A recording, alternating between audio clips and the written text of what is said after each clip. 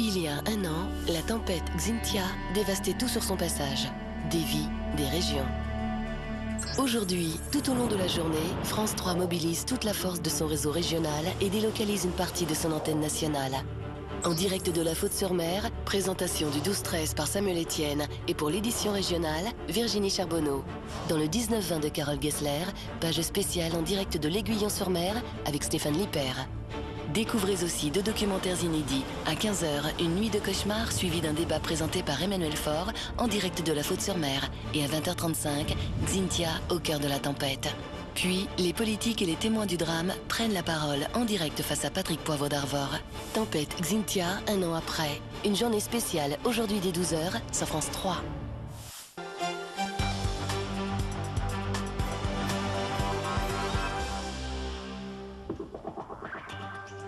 Bonjour à tous, bienvenue dans votre édition de la mi-journée, une édition spéciale. Nous sommes en direct de La Faute-sur-Mer, en Vendée, à l'endroit même où il y a près d'un an, 29 personnes perdaient la vie après le passage de la tempête Xynthia. Vous gardez très certainement tous en mémoire ces images, celles de la désolation pour des milliers d'habitants de la côte atlantique. 6000 personnes prises au piège par la tempête.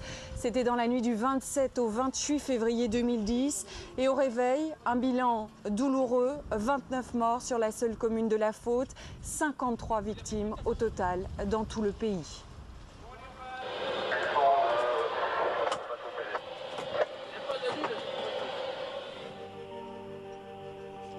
Près d'un an après, France 3 a posé ses caméras au bord du lait. Vous le voyez, c'est cette rivière qui gonflait par la tempête a débordé dans la nuit du 27 au 28 février.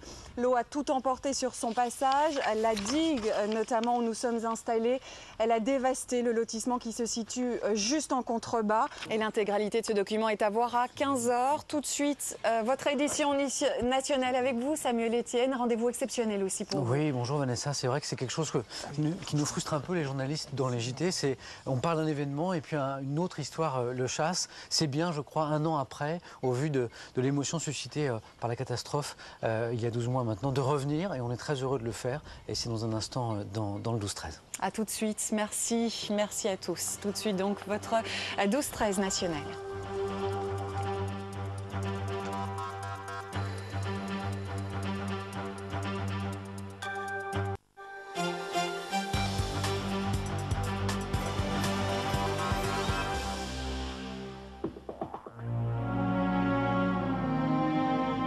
C'est monté très vite, très très vite.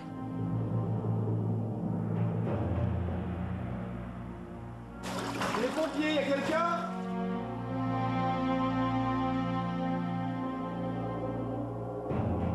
Il est maintenant 10 h, nous en sommes déjà à 5 corps.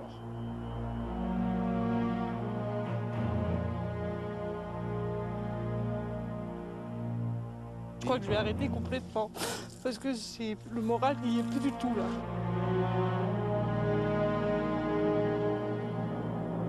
Il y a 40 ans de ma vie. Je n'ai travaillé pour rien. Nora, 43 ans. Yamina, 73 ans. Patrice, 56. Muriac, 56. Santo, 76 ans. Paulette, 75 ans.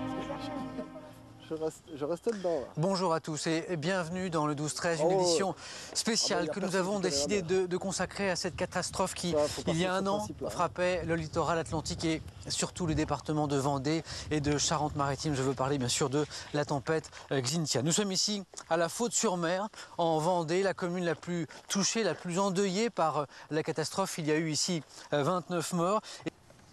Et c'est la fin de ce journal, de cette édition spéciale Xynthia, un an après, en direct ici de la Faute-sur-Mer. Dans un instant, vous retrouvez Laurent Boyer et son Midi en France, juste après la météo. L'info revient dans le 19-20 de Carole Gessler. Passez un bel après-midi et prenez soin de vous.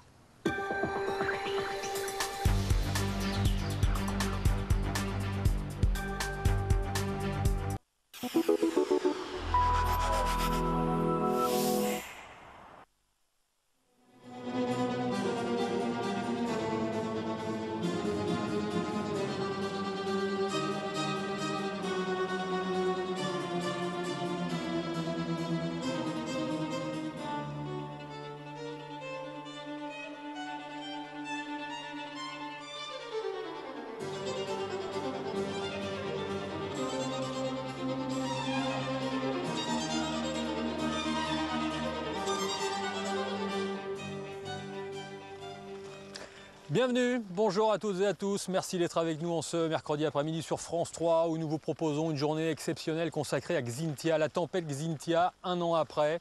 Elle sévissait l'an dernier, c'était dans la nuit du 27 au 28 février 2010. Nos éditions d'information du midi, pour la région ouest, pour le national, s'en sont largement fait l'écho. Ce sera le cas également ce soir dans le 19-20.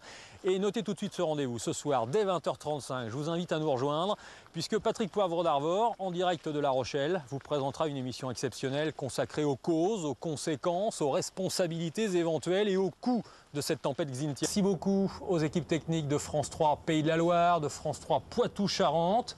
Et je vous souhaite une très belle fin d'après-midi à toutes et à tous. Je pense qu'on va se quitter avec des images de cette tempête. Elle est dans les mémoires, elle a laissé des traces. Je pense que personne ne les oubliera. Très belle fin d'après-midi à toutes et à tous sur France 3, bien évidemment. Évidemment.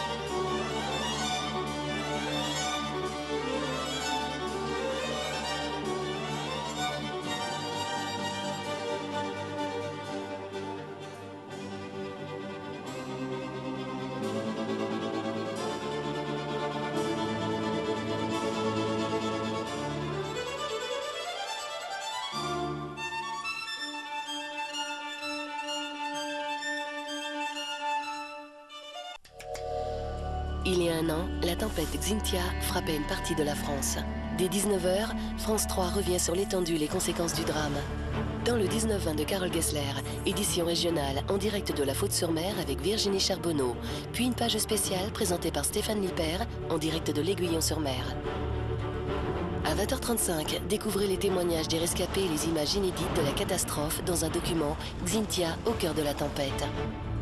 Puis invités politiques et témoins se rencontrent dans un débat en direct animé par Patrick Poivre d'Arvor. Xynthia, un an après, soirée spéciale dès 19h sur France 3.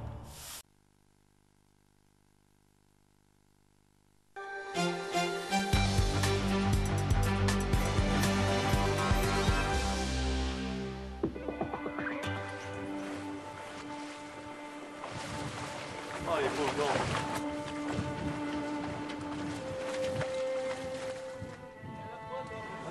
C'est 71 là. 70 c'est au niveau de la caserne. 28 février 2010, une nuit de cauchemar qui depuis un an porte un nom, Xynthia. Une tempête qui a ravagé des vies, des maisons, des communes. 53 personnes ont trouvé la mort en France, dont 29 dans une seule commune, la Faute-sur-Mer, où nous sommes en direct.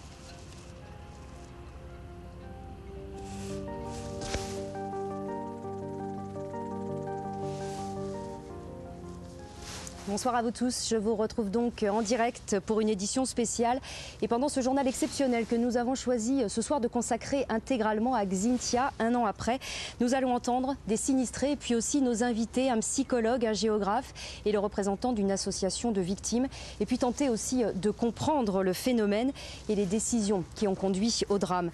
Le traumatisme de la catastrophe reste ici très présent et on le ressent presque physiquement quand on arrive dans ce quartier qui se trouve juste derrière moi.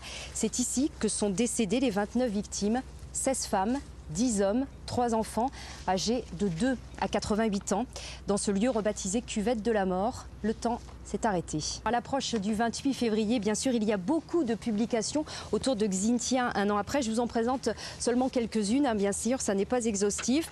Je vous présente par exemple Place Publique, Xynthia, avec un hors-série donc de cette revue, Xynthia, une tragédie prévisible. À lire également le livre de notre confrère de Ouest France, Philippe Ecal, Xynthia, l'enquête tous coupables, paru aux éditions Les Chantuseries. Voilà, nous avons choisi ce soir de consacrer toute notre édition à Xynthia, un an après. Je vous remercie de nous avoir suivis. Nous reviendrons demain sur le reste de l'actualité qui marquait cette journée de mercredi. Mais nous tenions ce soir à nous consacrer exclusivement à Xynthia un an après. Bonsoir.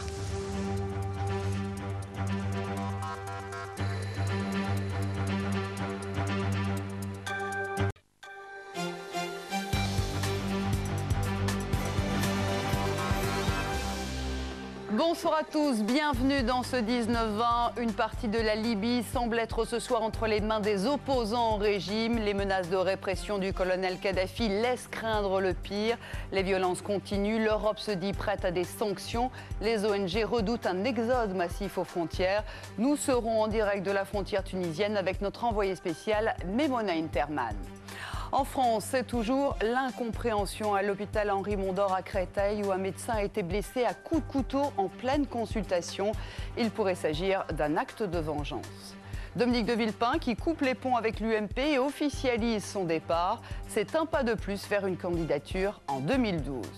Enfin, dans ce 19-20, nous consacrerons une large page à la tempête Xynthia. Un an après, rencontre avec une population toujours traumatisée, notamment à la Faute-sur-Mer en Vendée, où nous retrouverons Stéphane Lippert.